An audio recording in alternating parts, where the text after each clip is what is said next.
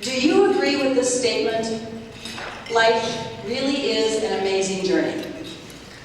And do you ever have days when you wish it weren't quite so true? Yeah.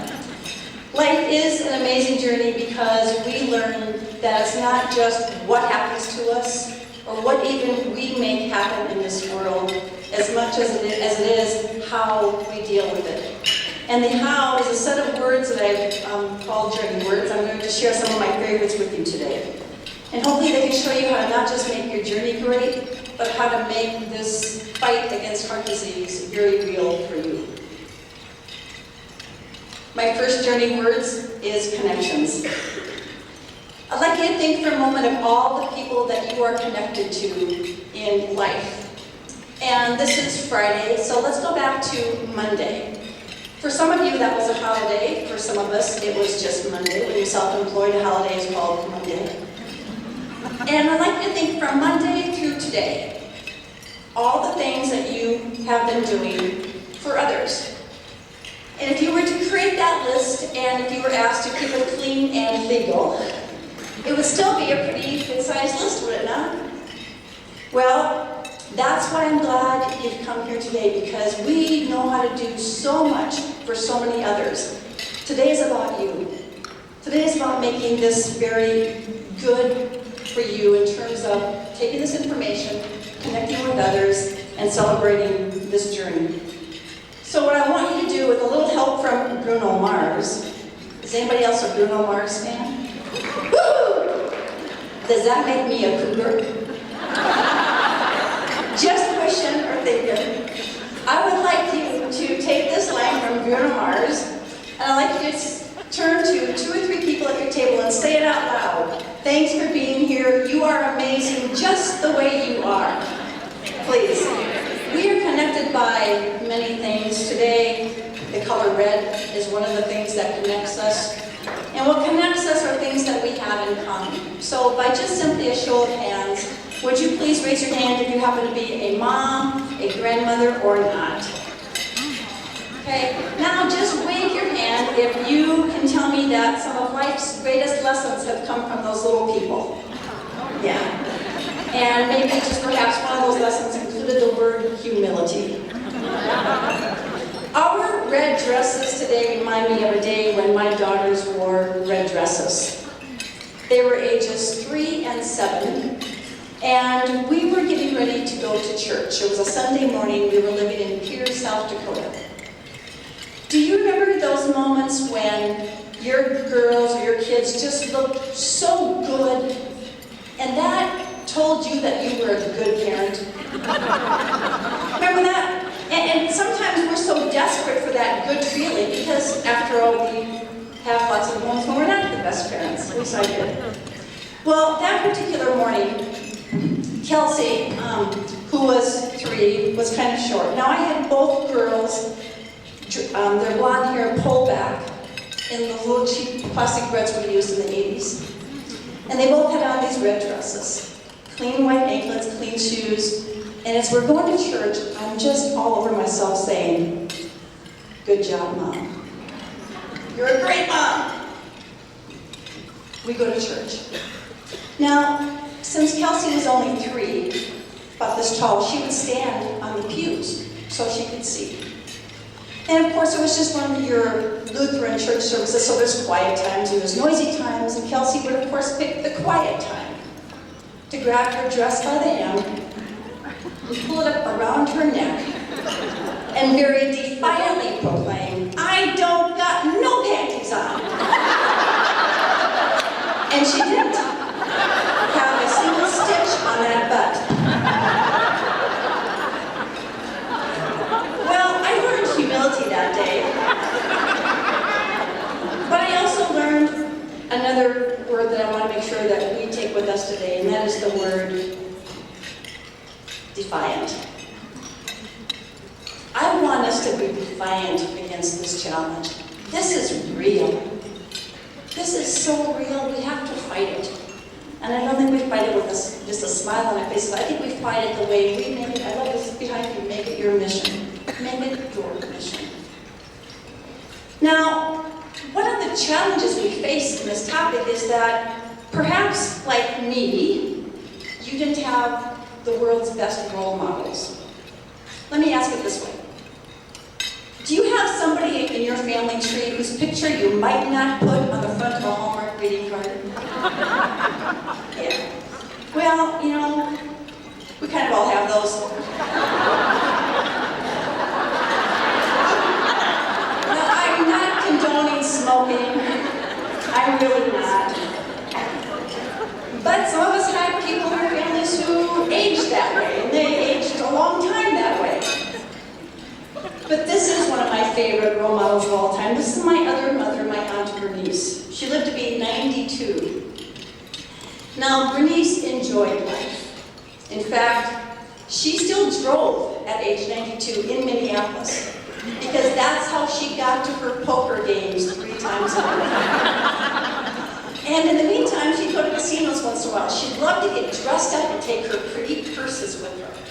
Everyone was stashed with cash for the casino. Bernice taught me so much about being positive no matter what you face. She grew up and survived the Depression. She survived losing her husband and everybody in her family. She was the last member of the family standing. And she was still positive, even in hospice when I saw her. She still had that twinkle in her eye. Because of her choices. And she taught me. She said, you know, we have a choice. We get to choose how we are in this world. Now, I don't wear a halo, and some of you good people, I know you do, but I don't. So there are days when my choices look a little more like this. Not every day. But what we do have choices, and the choice I want you to make is to soak up the positive, loving energy of other people, like my grandkids, like your kids, like other kids. You have to borrow a kid, do it legally, but be around little people. Because they just know how to be happy, don't they? And I learned another big lesson in life from that little person on the right, my grandson. He was 2 years old when we were out shopping one day in a grocery store. Gavin was facing me and his mom was off in the frozen food area. The handlebar on the shopping cart had a plastic cover on it. So Gavin is picking at that little plastic cover, and he looks at me and he says, "Can we fix it?" I said, "No." I pressed it down saying, "You don't have to fix it, it's okay." He picks at it again, and he says, "Can we fix it?" I said, "Gavin, Velma doesn't have any tapered loose, so no, but we don't have to fix it, it's okay." He picked at it the 3rd time, and he said, "Can we fix it?" And at that moment, my daughter came back from Frozen Foods and said, "You know the words, yes, we can." That's how I met Bob the Builder. I didn't know that there was Bob the Builder teaching my grandson what I had been trying to share with people for them about a decade into my speaking career. Yeah, we can. So I ask you today, this room filled with strong, sassy, defiant women, can each of us connect with 5 women over the next 12 months to share, to affirm, to encourage and inspire others to do all we can to fight against heart disease? If so, please say, yes, we can. Can we as women be really positive role models for our kids and our grandkids, teaching them and encouraging them to make heart-healthy decisions every day? If so, please say, yes, we can. And can we, just for ourselves, know that this is a fight that we have to take on, and that we deserve to win this fight? If so, please say, yes, we can.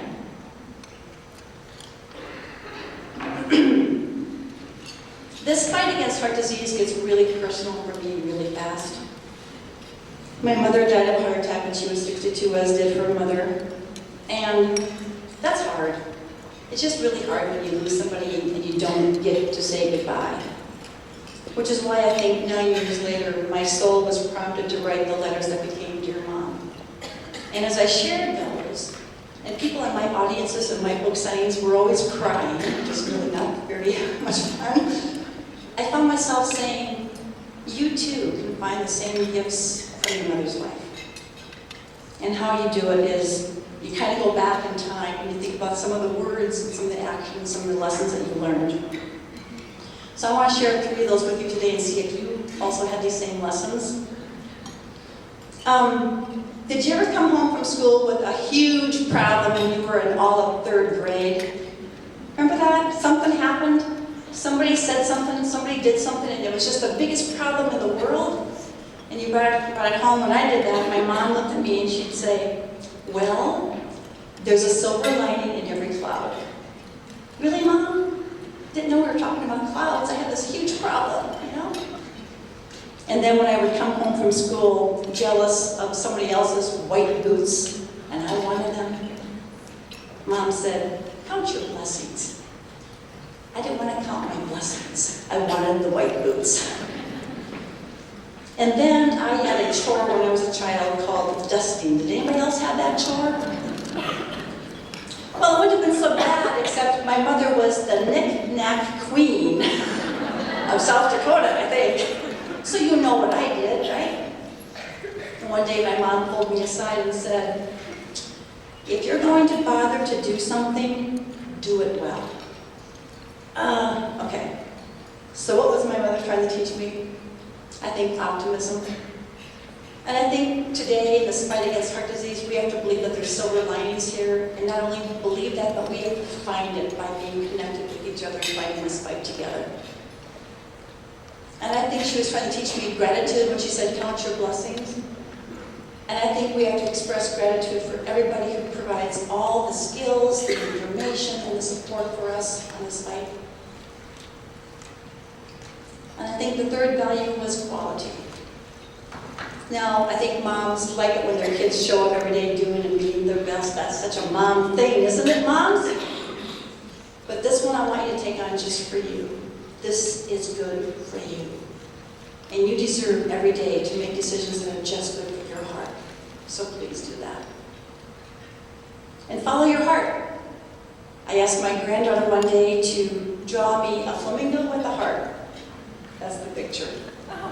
The heart of a mom, the gifts from a mother's life, the metaphor is the flamingo. But I think it's all about combining those and just saying, you know what, we're going to live red.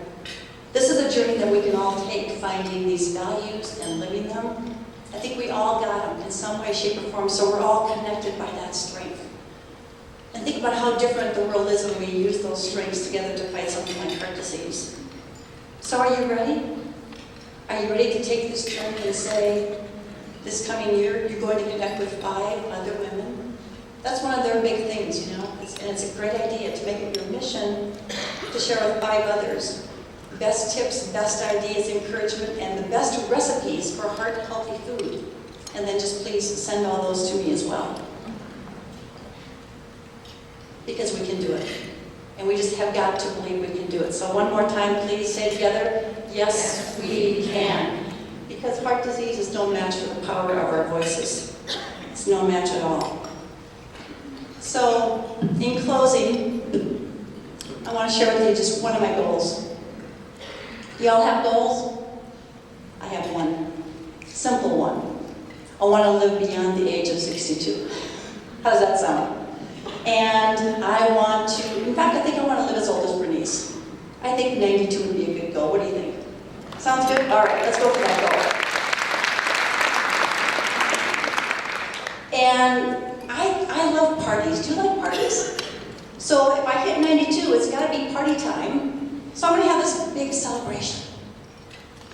And of course, it's going to be held on a Sunday. So that morning, I'm going to go to church with my daughter.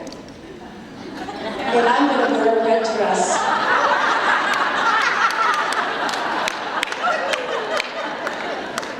Go red, guys.